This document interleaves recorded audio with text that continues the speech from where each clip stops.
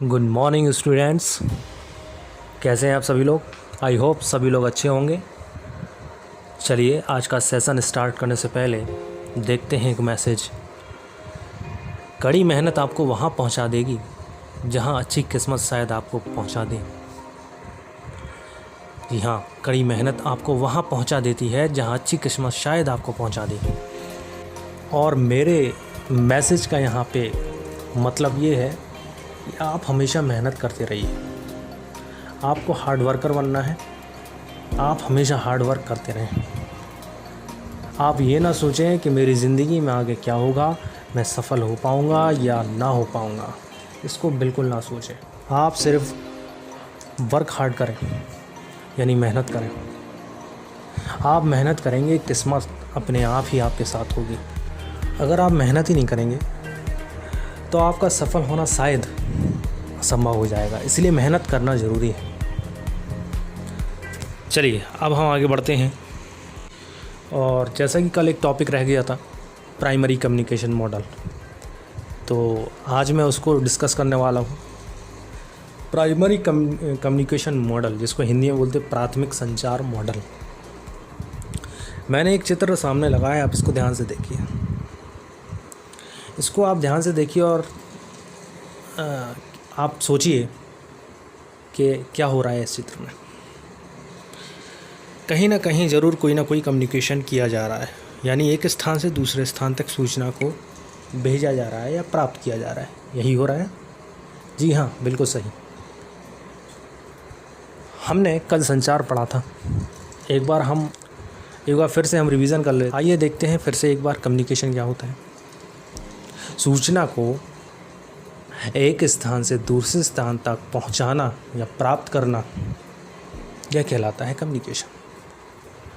अब संचार में हमने आपको बहुत सारी सूचना से संबंधित महत्वपूर्ण बातें बताई थी, जिसमें उसकी विशेषताएं हमने आपको बताई थी, तो ये हम देख चुके थे। अब उसी से रिलेटेड है primary communication model. Primary communication model में सबसे इम्पॉर्टेंट चीज़ जो आती है वो होती है नेटवर्क। क्या होती है? नेटवर्क, कंप्यूटर नेटवर्क, ये सबसे इम्पॉर्टेंट चीज़ इसमें होती है। यानी अगर आपको कम्युनिकेशन करना है तो एक नेटवर्क का होना ज़रूरी है। हम आगे के लेसन में कंप्यूटर नेटवर्क को बहुत ही डिटेल में पढ़ेंगे। फ़िलहाल कंप्यूटर नेटवर्क 3 प्रकार के होते हैं। कौन कौन से? शायद आपने पढ़े हो। लैन,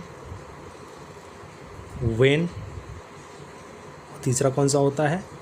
मेन। लैन, वेन, मेन। लैन का पूरा नाम क्या होता है? Local area network. वेन का पूरा नाम क्या होता है? Wide area network. मेन का पूरा नाम क्या होता है? Metropolitan area network. लैन, वेन, मेन। अगर संचार करना है तो किसी न किसी नेटवर्क की आवश्यकता पड़ती है, इसीलिए हमें कंप्यूटर नेटवर्क की आवश्यकता है।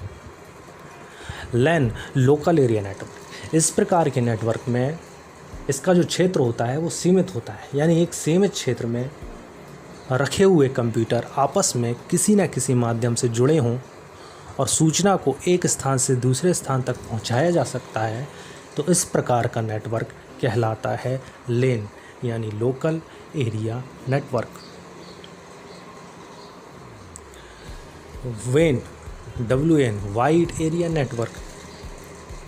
इस प्रकार के नेटवर्क का जो क्षेत्र होता है वो विस्तृत होता है, यानी हजारों, लाखों, करोड़ों किलोमीटर दूर स्थित कोई कंप्यूटर एक स्थान से दूसरे स्थान तक सूचना को भेज सकता है या प्राप्त कर सकता है, तो इस प्रकार का नेटवर्क वेन कहलाता है, WAN, वाइड एरिया नेटवर्क। और तीसरा मैंने आपको बताया main, MAN, metropolitan area network. इस प्रकार का क्षेत्रफल ना तो ज़्यादा विस्तृत होता है और ना ही कम, यानी इसका जो क्षेत्र होता है वो मध्यम होता है।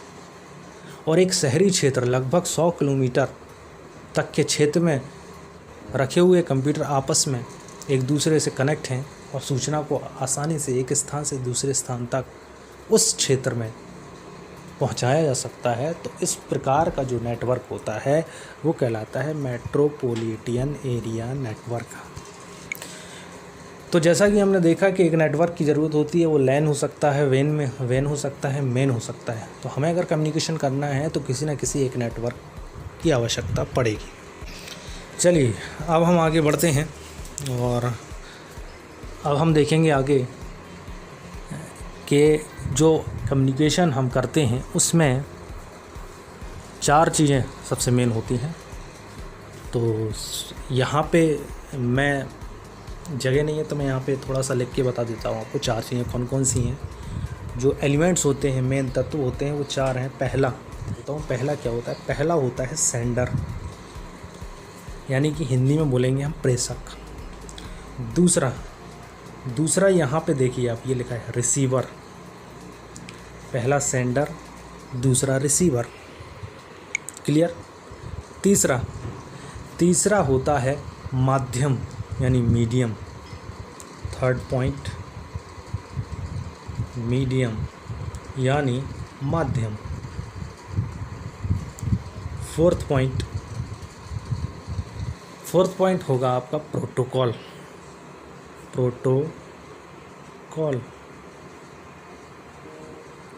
अब हमें इन चारों को बारी बारी से समझना है।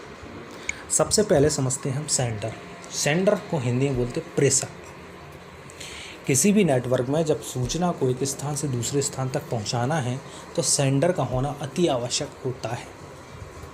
सेंडर का मतलब कोई व्यक्ति, कोई उपकरण जिसके द्वारा सूचना को भेजा जा रहा है, वही कहलाता है सेंडर। नेटवर्क में किसी माध्यम से सूचना भेजी जा रही है उसको बोलेंगे सेंडर। क्लियर है? चलिए अब हमारा सेकंड पॉइंट क्या बताया था हमने? रिसीवर क्या होगा? प्राप्तकर्ता, यानी सूचना को प्राप्त करने वाला व्यक्ति, उपकरण, यंत्र, यह कहलाते हैं रिसीवर। जिस प्रकार से एक नेटवर्क में सेंडर होता है उसी प्रकार से एक नेटवर्क में रिसीवर होता है, उस मैसेज को रिसीव करने वाला। अब रिसीवर कौन कहलाएगा? तो मॉडम, रिपीटर, तो ये सब कहलाते हैं रिसीवर, जो सूचना को रिसीव कर रहे हैं। चलिए तीसरा जो इम्पोर्टेंट हमारा पॉइंट है वो था, तीसरा पॉइंट मीडियम,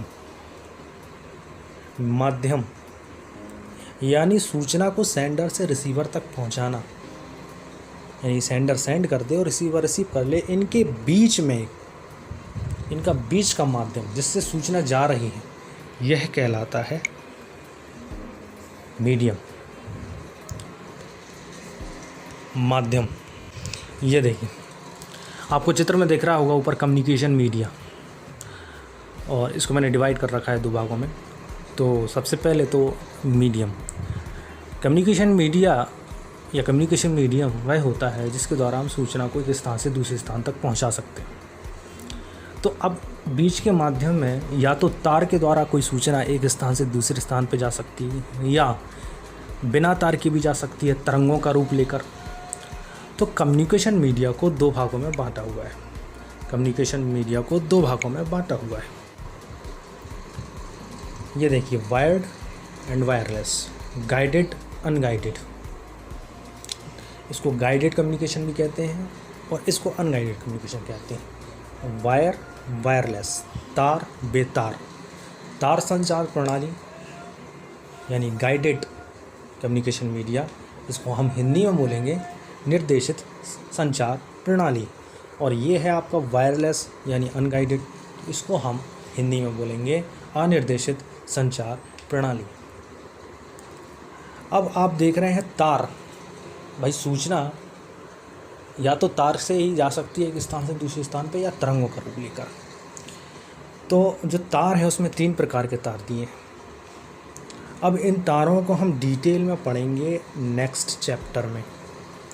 नेक्स्ट चैप्टर भी आपका संचार से रिलेटेड ही है, और इस चैप्टर में हम इन तारों को बहुत ही ज़्यादा डिटेल से पढ़ेंगे। और इन तार के अलावा ये जो मैंने यहाँ पे निशान लगाया, इनको भी हम डिटेल में पढ़ेंगे।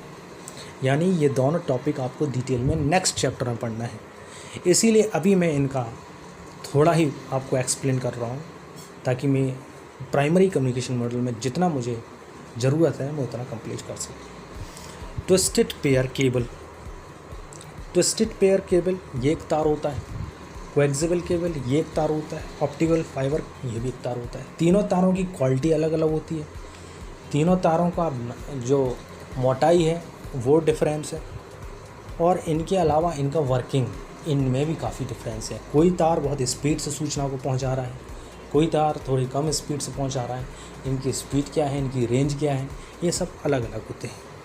तो मैं इन तारों को एक बार आपको चित्र से दिखा देता हूँ। ये देखिए, आप इन तारों को ध्यान से देखिए, शायद आपने इनमें से कुछ तार देखे हों। ये कॉपर ट्विस्टेड के पेयर केबल है और टेलीफोन लाइनों में इनका ज़्यादा प्रयोग किया जाता है। दूसरा तार आप देखें कॉपर कोएक्सियल केबल, कॉपर का तार होता है, ये मोटा तार होता है। इसका यूज़ तो आप सभी लोगों ने देखा होगा, क्योंकि टीवी चैनल्स जो हम देखते हैं जिसमें हम डिस्क का तार, उसमें इसका प्रयोग किया जाता है, कॉपर कोएक्सियल केबल। और तीसरा तार जो होता है ऑप्टिक फाइबर केबल, ये सबसे अच्छा यानी हाई क्वालिटी रेंज का ये तार होता है, जिसमें सूचना को बहुत तेज़ी से और बहुत ज़्यादा सूचना को बहुत कम समय में एक स्थान से दूसरे स्थान तक पहुंचाया जा सकता है। तो ये थे हमारा वायर्ड यानी गाइडेड कम्युनिकेशन मीडिया। अब हम देखेंगे वायरलेस यानी अनगाइडेड कम्युनिकेशन मीडिया। वायरलेस का मतलब जिसमें वायर नहीं होगा और सूचना को तब भी एक स्थान से दूसरे स्थान तक पहुंचाया जा सकता है। इस प्रकार की जो प्रणाली होती है उसको बोलते हैं वायरलेस यानी बेतार यानी अनिर्देशित संचार प्रणाली, जिसकी कोई दिशा नहीं। अब ये जिसकी कोई दिशा नहीं है, उनमें 3 चीज़ें दी हैं, आप देखें ध्यान से, रेडियो वेव्स, माइक्रोवेव और इंफ्रारेड। रेडियो वेव, इनको भी हम डिटेल में पढ़ेंगे आगे। रेडियो वेव क्या होती हैं? ये भी तरंगें, रेडियो वेव तरंगें होती हैं जो सूचना को एक स्थान से दूसरे स्थान तक पहुंचा देती हैं बिना वायर के। माइक्रोवेव चुंबकीय तरंगें होती हैं, यह भी वही कार्य करती हैं, एक स्थान से दूसरे स्थान तक सूचना को पहुंचा सकती हैं। और इंफ्रारेड, ब्लूटूथ टेक्नोलॉजी आपने देखा होगा, तो इंफ्रारेड का एक उदाहरण है। तो ये भी एक तकनीक है जिसकी सहायता से हम सूचना को एक स्थान से दूसरे स्थान तक पहुंचा सकते हैं। तो ये जो है कि प्राइमरी कम्युनिकेशन मॉडल में तीसरा पॉइंट हमारा कवर हो गया है। तीसरा पॉइंट क्या था? Communication media. अब हम आते हैं अपने चौथे पॉइंट पर। फोर्थ पॉइंट हमने आपको बताया था प्रोटोकॉल। तो प्रोटोकॉल क्या बताया? तो प्रोटोकॉल क्या होता है? सूचना को एक स्थान से दूसरे स्थान तक सफलतापूर्वक अगर पहुंचाना है, यानी कोई भी रुकावट नहीं आए बीच में किसी तरह का ट्रैफिक जाम ना हो, किसी तरह की कोई रुकावट ना आए और आपकी सूचना एक स्थान से दूसरे स्थान तक पहुंच जाए, वो भी सफलतापूर्वक, तो प्रोटोकॉल ऐसे नियम निर्देश होते हैं। फिर आपसे बोल रहा हूँ, आप इसको मन में रिवाइज करते जाइए। प्रोटोकॉल क्या होते हैं? ऐसे नियम निर्देश होते हैं जो सूचना को एक स्थान से दूसरे स्थान तक सफलतापूर्वक पहुंचाने में सहायता करते हैं। इन्हें कहते हैं प्रोटोकॉल। स्कूल आने के भी जैसे कुछ प्रोटोकॉल होते हैं, प्रॉपर ड्रेस एंड डिसिप्लिन। तो इसी तरीके से मैसेज को एक स्थान से दूसरे स्थान तक पहुंचाने के लिए जो प्रोटोकॉल यूज़ होता है वो भी इसमें सबसे इम्पॉर्टेंट चीज़ होती है। तो ये हो गया प्रोटोकॉल। ये 4 तत्व, ये 4 एलिमेंट्स हमने डिस्कस करे, जिसमें हमने सबसे पहले देखा, पहला पॉइंट सेंडर, दूसरा पॉइंट रिसीवर, तीसरा पॉइंट कम्युनिकेशन मीडिया और फोर्थ पॉइंट प्रोटोकॉल। एक चित्र आप ये देख लीजिए, ज़्यादा समझ में आएगा। सेंडर, रिसीवर, ये प्रोटोकॉल काम कर रहा है यहाँ पे। प्रोटोकॉल का काम है किसी भी तरह की कोई रुकावट ना आए और सूचना एक स्थान से दूसरे स्थान तक पहुँच जाए। ट्रांसमिशन मीडिया 2 तरह के हो सकते हैं, या तो वायर हो सकता है या वायरलेस हो सकता है। मैसेज का रूप ये हो सकता है एज ए सॉफ्टवेयर।